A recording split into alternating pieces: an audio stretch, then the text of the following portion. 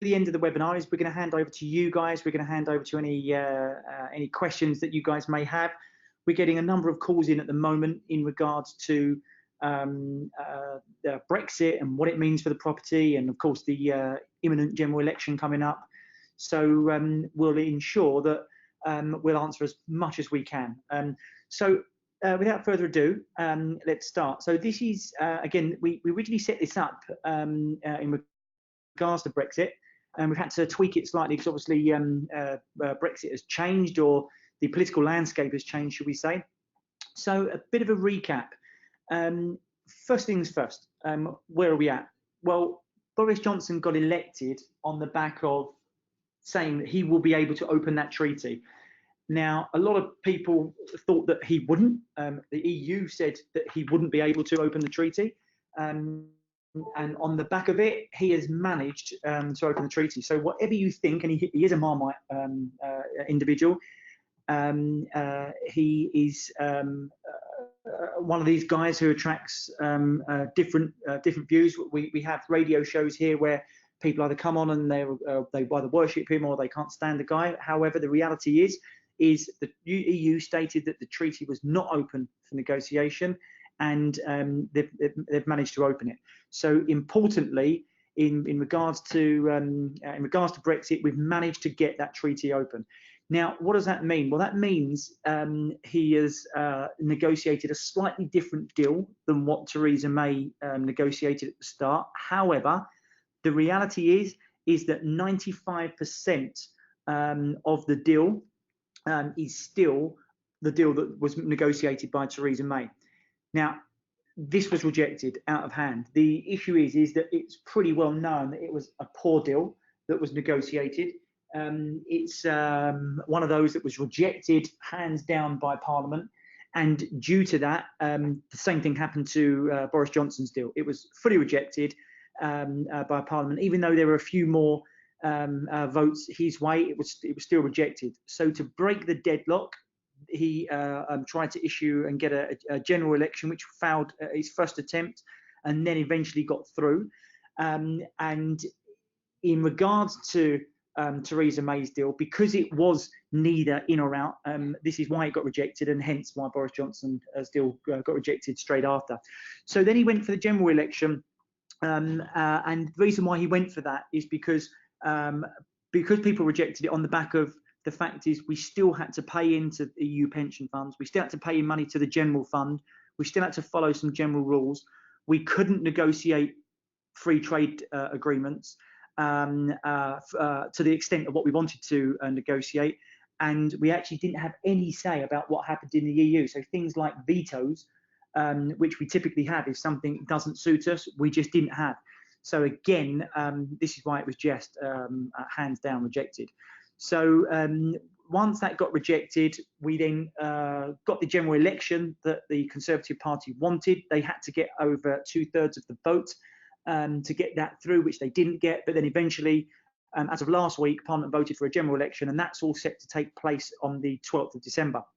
Now, where does that leave us? How will it play out? We're getting a huge amount of questions in regards to what we think will happen. Well, again, I'll give my view at the end, but what is being said in the media is that Conservative have got a 8-point lead, and in some opinion polls over a 15-point lead, which in turn means that they're going to have a working majority. However, I don't think that that will happen. So if it was a straightforward election, I would say that the Tory party would win an outright majority. The majority of people want Brexit done, whether they leave or remain. They want Brexit done. They want to move on. And the Tory party are claiming that they're the party to do this. Other issues that we've got, the Labour Party have gone in a certain direction. They've gone quite left-wing, and they're not trusted by a lot of businesses, especially big businesses.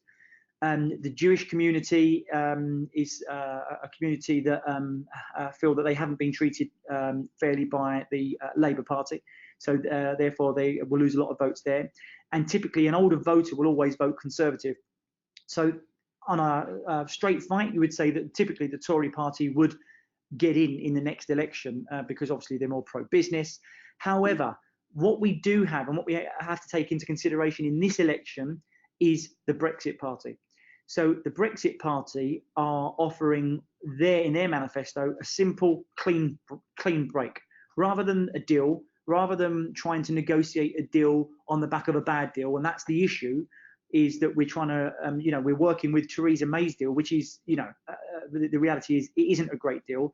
It's actually, from Theresa May's deal, it's actually better to remain. But what they're saying is we'll scrap that deal totally, and what we'll do is we'll give you a total clean break, and then we'll negotiate from there. So what the concern is that if Brexit Party go head to head with the Conservative Party, it will what's called split the vote. So in a constituency where you have typically a 65% turnout for the Conservative Party, which is what they would typically say is a safe seat. Well, if the Brexit Party go in and take maybe 25 to 30% of those votes, and suddenly you get a watered down Conservative vote or a watered down Brexit Party vote, well, typically that might let the Lib Dems or Labour into that constituency. So that's the big concern that the Conservative Party have at the moment. So that's why it's so difficult to work out how this is going to play out. However, on the flip side of the coin, if it does split the vote for the Conservative side, you're going to have the same thing with the Labour side. So you've got Labour and the Lib Dems. The Lib Dems are wholeheartedly putting their campaign behind Remain. They're saying, if you vote for us, we will cancel Brexit. That's their view. So vote for us, we'll cancel Brexit. Labour is slightly different. They're saying, vote for us and we'll give you another referendum on the deal that we're looking to negotiate. But the Lib Dems are saying, we will cancel Brexit. So there's a lot of opinion that their vote is going to be split, their side. Now, in whether we leave the EU with or without a deal, we still have to do, and this is what a lot of people don't realise. A lot of people think, well, if we get that deal, that's it, done. That's not the case. The deal is only the start. What we actually then have to do is, with or without a deal, we still have to negotiate a free trade deal after, tariffs, the immigration legislation, financial input, output. So, however, in fact, my personal opinion is it's sometimes better to negotiate all this from a clean break and a clean slate, rather than trying to work out from a deal that was not ideal in the first place. We're potentially trying to fit a square peg into a round hole. So, moving forward, where does this leave the property market? Well, as we've said, there are only three incomes. In regards to Brexit, there are only three outcomes that can happen. First is Brexit gets overturned and we remain. Second is we leave with a deal. Thirdly, we leave without a deal. Now, regardless of what happens, the property market has historically changed based on three fundamental points, not politically. The property market historically has changed on either interest rates, mortgage legislation changes, taxation, or legislation changes for the property market. Now, that's why I feel Brexit is a blip, not a roadblock. So regardless of the fact that there's Brexit in the way, this is an obstacle, a political obstacle that has to be overcome. It's not a roadblock. So the property market historically changes on three fundamental points, and that is, as I say, interest rate changes or mortgage legislation changes, taxation, and legislation. So I don't feel that Brexit is going to have a major impact on the property market. Has it had an impact so far? Yes, it's had an impact on London. London's fallen. But has it had a huge impact? No, I don't feel it is. So the reality is, Brexit or no Brexit, the property is unlikely to fall as much as it did in 2008. Now, in 2008, a lot of people, we did a survey here, and a lot of people thought that 2008 fell by over 30%. It was in fact nowhere near that. And on average, it actually fell 15.9%. So that was as worst as it got, and that was a very, very bad crisis. We don't feel that that's going to happen again, and that was due to the fact that legislation changed, people, mortgage rates changed, people couldn't afford their mortgages, which then had a knock-on effect all the way down the line. People went into negative equity, and they gave back the keys, essentially. So that was what happened there. And again, that goes back to our three fundamental points. Why did it change? And that was down to legislative changes, mortgage rate changes, interest rate changes. So as we then move forward, we would say, if you buy something now and you can save 10 to 15%, well, then the advantage is that you're going to mitigate any negative prices that going forward, which, as I say, I don't feel that we're going to have that. I feel that they've actually factored in. I don't feel the property market is going to rise as much as it did in 2015 and 16. But the reality is, I still feel that it's going to be moving forward at a good rate, far better than other investment vehicles out there. We feel that the fundamentals are still good for the property market as well. People still need places to live. People are earning more than they did previously. Interest rates are still very low. So we feel that with all of that combined, the property market is still ripe for a great purchase. It has had an impact in London, as we said. The prices in London have fallen. But the reality is that over the rest of the UK, prices are still rising. So if we go to this particular report here that was done by Zoopla earlier last week, you can see here the north of the UK is still increasing. Leicester, Manchester, Liverpool, all up over 4%. But the weakest markets have fallen. The London, Oxford, and Aberdeen, they're falling. See London there just rising 0.1%. And then as we look at the overall prices, we can see from September 2018, September 2019, London prices down in September 18, year on year, 0.5%, up the following year from 18 to 19.1%. But head to Liverpool and Manchester, they're both giving great gains. Manchester was sort of 5.1% from 2017 to 18, and then 4.4% from 18 to 19. So overall, we feel that market conditions continue to be the strongest in the Midlands, north of England, where there's rising employment, and the levels attract affordability and they're driving demand. There's still a huge amount of demand. However, it's not as easy as it once was. It is like finding that needle in a haystack, and that's why companies like ourselves push forward our services, because we say, look, we feel that it's not about going on Rightmove, picking something, buying it, and you could make money. Those days 4 or 5 years ago have gone. Now we have to be a bit more cautious. We have to make sure that the fundamentals are there, but we are trying to look at for stuff for our clients that are 10, 15% below market value and off market. So all in all, I would say that I don't feel Brexit is going to have the major impact that the newspapers are reporting. I feel that a lot of it's already factored in. We've been knowing now for 3 years that we're due to leave. Therefore, I feel that those figures have already factored in. Investors overseas are getting fantastic exchange rates. Therefore, they're still lapping up property in the UK. So I still feel it's a good time to buy. So over to you guys. Any questions that you guys have? Let's go to the question section. Okay, so I've got the first question coming through. You guys should have, just so you know, on the left-hand side, either a speech bubble or a question mark where you can ask questions. So the first question that we've got here is, how are you getting 15% below market value? So what we do is we will go and search developers who are either at the beginning or at the end of their potential cycle. So for example, if you're coming up to the end when they've sold, let's say 100 units and they've sold 90 or 95 units, and sometimes even all of the units, however, maybe 1 or 2 come back on due to clients failing anti-money laundering checks, we will go on, and or more often than not, a developer, if they're right at the end, they will say, well, do you know what, it's nearly complete, we're happy to let that go for 15%, 10%, 20% below market value, whatever it may be. So we've got a number of opportunities which are off market, aren't on Rightmove, aren't on Zoopla, and we can go and get those for, as I say, on average 15% below market value. Importantly, we'll always have contacts with local property agents as well. We've got one on the market at the moment, which is £235,000, 2-bed, ready now, already tenanted, on the market, and we're getting that for £180,000. So there's great opportunities to be had out there. It's just knowing where to look, and that's not because house prices are falling. That's because we're just making sure that our sourcers are getting them from the right areas. So if you can save 30, 40,000 on your investment initially, then moving forward, then you've got you're mitigating any potential downturn.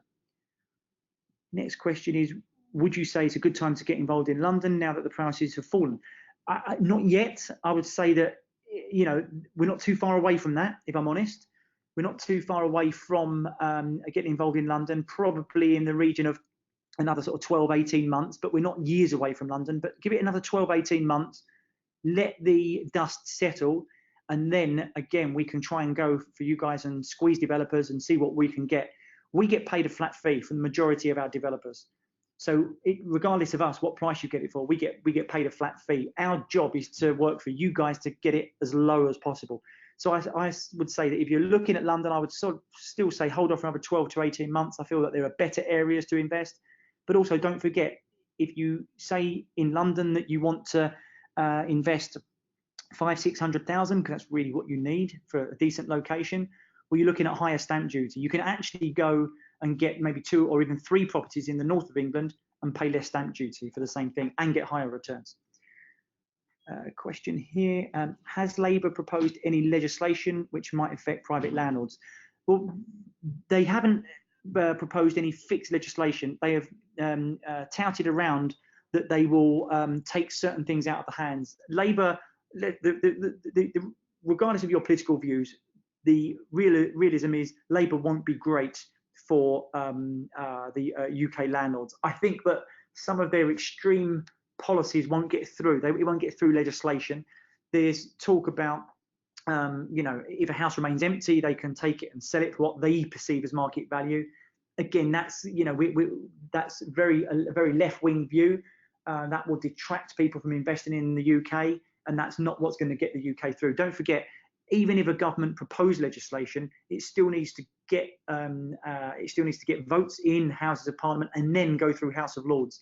A huge amount of legislation gets rejected at House of Lords.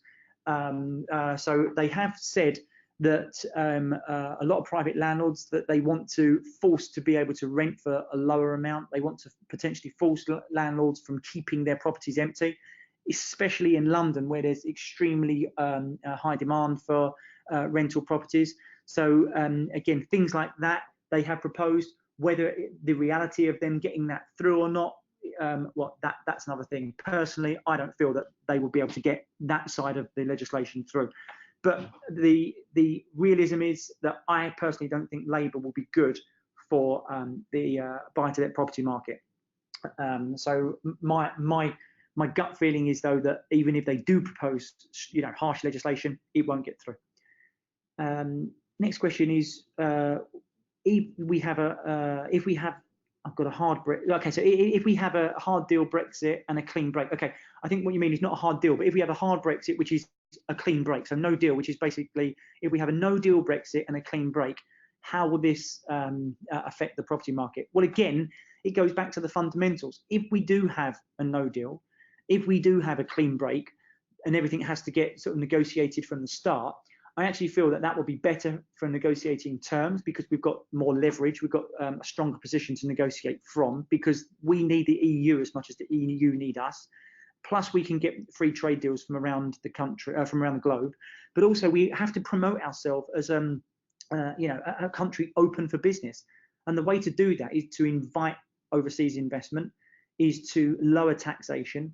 As I say, if we start to do that, actually, we will have low interest rates, low taxation. People will want to live here. People will want to invest here. And if you do that, the property market's only going to boom again, and we're going to have a next wave of increase in the property prices. So I feel actually a no-deal Brexit will actually decrease the issues with obstacles getting involved in the market, and the fundamentals in terms of what the property fundamentals are, interest rates, legislation, mortgage rates. I feel that they will be great for investment. So I feel that a clean break from the EU will only be good for the property market. Indirectly, that is, because we have to be open for business, and we have to show that we're open for business. We've got another question here, last one I think we've got so far. So in regards to purchasing below market value, how does this work? Well, look, it's very straightforward. It's just like any other property purchase, you're just getting it for less. It's the simple, on your contracts, the property price is lower than what it would be if you're paying more. It's genuinely that straightforward. What we do is we try and demonstrate to you in regards to on Rightmove and Zoopla, and show you products which are in the same development, sometimes literally a floor above, and you're paying 30 or 40,000 more. So we can demonstrate that actually you are getting this below market value. Well, look, anything that you need, as I say, you know where we are. You don't hesitate to contact. As I say, I think that this is going to play out over the next a few months. We've had it for 3 years. I don't think that that's going to change over the next few months. But on the 13th of December, we're going to have a clearer idea. My gut feeling, though, as I say, someone's just come through, and they said, what's my gut feeling on the election? My personal gut feeling is we'll have another hung parliament. I can't see, I mean, maybe wrong on this, but I can't see Conservatives getting a full working majority, because I think that they will be split with the Brexit Party unless the Brexit Party and the Conservatives form some kind of alliance, which Boris Johnson said he won't do. So my gut feeling is that there'll be another hung parliament. They will have to form a government, form a working majority. And my gut feeling is that's going to be done between the Brexit Party and the Tory Party. I believe that would be the only way forward.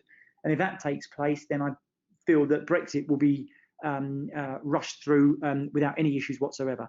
So I say my gut feeling on the 12th is there'll be hung parliament split between Conservative and the Brexit Party, and that then we'll start to rapidly move towards that 31st of January leave date, and then everyone can start to move on. That's my personal gut feeling. So, well, look, guys, good luck. Anything you need, let us know, and I will look forward to speaking to you soon. Take care.